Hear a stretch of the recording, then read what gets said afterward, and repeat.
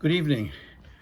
I'm going to read from The Migrant States, my new book, a few poems. There's a section in the book that sort of in dialogue with Walt Whitman. I'll read first a couple of those poems. Stop by. You said stop by, spend the day and night, and I would possess the origin of all poems. Well, here I stand, and I am willing to pay any price, give of the apple, sign a mortgage, a revolving credit line, and jump on the disaffected bomber about to set off his vest. Let's roll. Damn doors, damn jams. Raise high the roof beams. Call me Ahab. I have seen the best minds, when I from black and he from white cloud free. I am in your debt, Walt, and to all the poets who gave birth to you, and to those you have sired in turn, thank you. The word is good, and in our hands now. After midnight. Walt Whitman will come out of his mother's 9th month midnight tomorrow, the 31st of May, in the family room at the Walter Whitman home in West Hills, Huntington, Long Island, to be known henceforth in all poetry as Paumanok, the birth island of the poet who at 11 years old left formal schooling for the School of the Road, learning printing and the journalistic arts, most of all learning how to observe closely the tiniest movement in a blade of grass and the rustle of a bird in the bush, and the rush of the wind as the bird and flock took off from the marsh and into this brief ode, spoken at a turn, a crossing point, before tomorrow, which will never be today, nor the day after, nor next week, nor back in time to Huntington on May 30th, 1819, when Walt, a hairy, blind baby, was just one day away from bawling into light. Walt 200, written on his 200th birthday. Break the locks, unleash the mind. Walt Whitman has left Paumanok. He is abroad. He is sitting among us, in our soul. He flies the post with pigeons and the giant freight planes. He hops freight trains and rides into Mexico. He is on a P&O cruise visiting St. Kitts and Barbados. He has joined the merchant marine. He sails into Guantanamo. He throws fish into the sea in search of whales. He has the biggest, longest beard in the world. He jives, thrives, cavorts, shimmers. He is 200 years old today, and he does not give a flying rat. He is in your mind, Mr. President, even if you cannot smother or scratch or squeeze him out. He is gloriously spirit, gadfly, rabbit, and sloth. He nurses our democratic wounds. He knows how to write history from the pebble's view, the side glance of the wren, the snake hanging in the tree. He is black and white and all shades of grey. He is our friend and guide, and he will elect us every time we fall down. Let us go back to Paumanok with what we've learnt these 200 years. Let us go back to set forth again, Walt Whitman in our backpack.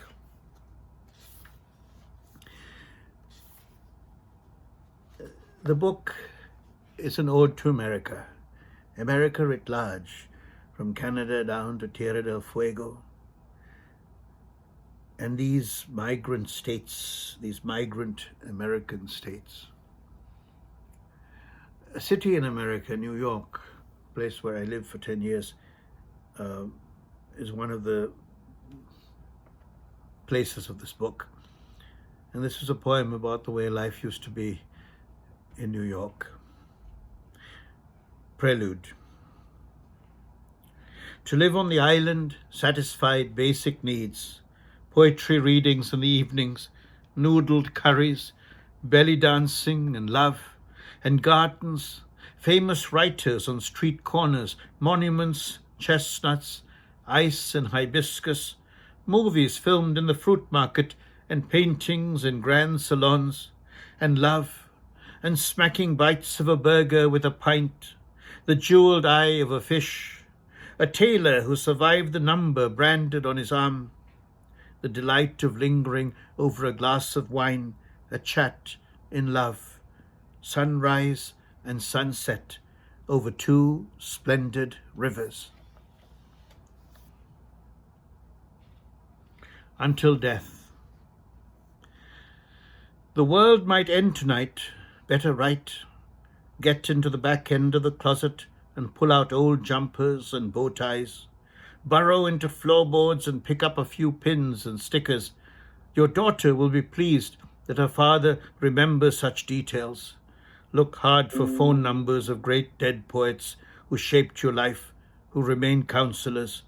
Mingle with dust and find the lost poems of 1976, when you began to compose verses at a fevered pace. Every day a new poem, and your father correcting each one. And his friend Rule Denny said you had mastered the 4-beat line.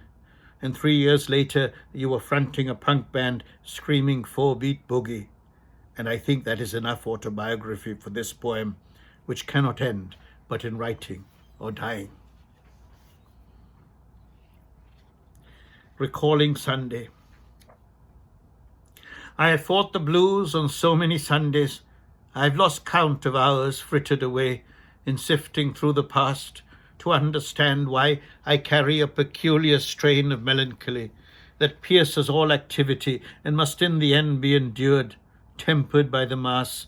A story shared at evening with my daughter, a cricket game relived fondly when far removed from the pitch, and dare I say it, in company of that bitch life who does not spare even Sunday to poke a dagger into memory. Cricket match, Cope Field. Cope Field is the cricket field at Haverford College on the main line of Philadelphia. Cricket match, Cope Field. We are coming in from the cold. I remember raised on my teammates' shoulders how I was carried off the field. We had won.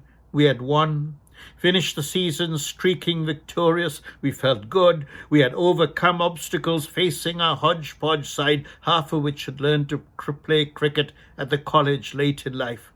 Coming in. Beer cans were popping that evening, Marley blasting on the record player. We danced. I was the captain. I had my glasses knocked off my nose by a ball early that spring. I was dizzy, saw a sky full of lights, but I got up. Then spent my energy over the rest of the season, winning with talents under my command. I was right. The team played fine. I could put myself down the order, face slower bowling. It was all right.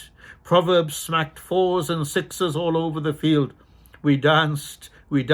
Underwood bowled the Yorker. We laughed and cried. Kamran, our coach, cooked Pakistani delights at his home to celebrate. Even now, a chai and a chapal kebab tastes like victory. Musicians in exile. Epigraph says, David, we must talk. I too founded a punk band with my best friends. We called ourselves The End. The last time we played together was 1981 in the basement of a dorm at Haverford College. We also have a close buddy, Colin Potts, who wrote 2 of the songs. He is a tourist guide in Chester, England. The lead guitarist Sig of Latvian and Connecticut stock plays guitar at night in Berlin. Richard, the one-man band, Broderick and his guru, lives now in Hong Kong, where he banks and jots anarchic wit in social media blasts. Kenny drums in South Florida after doctoring during the day, and I write poems, sometimes lyrics, and dream that we will play together again before the Reaper claps and Lazarus closes his book. To those who gave up the game, the good fight, to eliminate the DMZ, the wall, to bring the end back to the beginning, where the body is wiry, the hair long, and the dream fresh in the shot glass on the counter at Roach and O'Brien's, in the glass hanging on Mrs. William Burroughs' head. Wrong myth. We were Quakers, pacifists back then. Not sure now. We have not spoken in a while. Once a Quaker, always a Quaker. Once a bum rolling musical wheel, talking drum. Nobody can shut us up. Nobody can say the end will die again. Not in this poem. Not on stages of Berlin or Hong Kong. Not in Washington, D.C., where I publish this call for tryouts. The production will be grand. Cover the planet. We want versatile and committed actors who sing, dance, play drums, guitars, cowbells, who find pleasure even in exile. I finished this particular reading from the Migrant States with the following poem, Curtain Call. For A.P. David, from Amithagam, Prabhakaran David. When you please, make the reader laugh, lighten the baggage he carries around home, street and office. You reach the first level of enlightenment, then you pause, consulting the poets along the way. Yeats wrote, what then? Cavafy offered that you cannot escape the city in which you were born. Nazim dreamed of a straw blonde, a night train across Europe, poplars falling in the Turkey from which he remained in exile. Exile is the modern condition. Ceylon fell like a poplar, but how did Java vanish, or British Honduras? I feel a need to inform myself of what is passing down the slide in Belize, around the Richtafel. I used to taste Marmite on my tongue, jellied eels, kippers, mash. But I'm not returning to England this Christmas, the journey longer and deeper up the coast to Jaffna, where Papa had wanted to go on foot after the stroke, pottering about the house in Colombo, and we held him back. The impossible return. My brother David says one goes awkwardly to meet oneself, and she speaks gibberish back. I do not resist the urge to borrow his line. At this stage of life, individual ambition is a bit silly, like Lear amusing himself with his 100 nights in the homes of his dissembling eldest daughters. He learned his lesson, found his reckoning on the moor. I hear myself saying, just the gratitude is the rub. I will love you according to my bond, no more, no less. Cordelia spoke truth, my brother too. Bring Ceylon back on stage, a revival, limited engagement. Furnish the set with poplars and palmyras. Let there be peace accords signed every night before a roaring house. Open admission. Even dictators may take their seats, but they will not, of course. They will not be allowed to sit in peace. Ghosts will rise from the trapdoor, stride in from stage left and right. The proscenium will break down into theatre in the round, and actors will take charge of fate, if only for the length of the curtain call. I've been reading from the Migrant States, published by Hanging Loose Press. You can find the book at www.hangingloosepress.com. hangingloosepress.com. I hope you enjoyed. Thank you very much.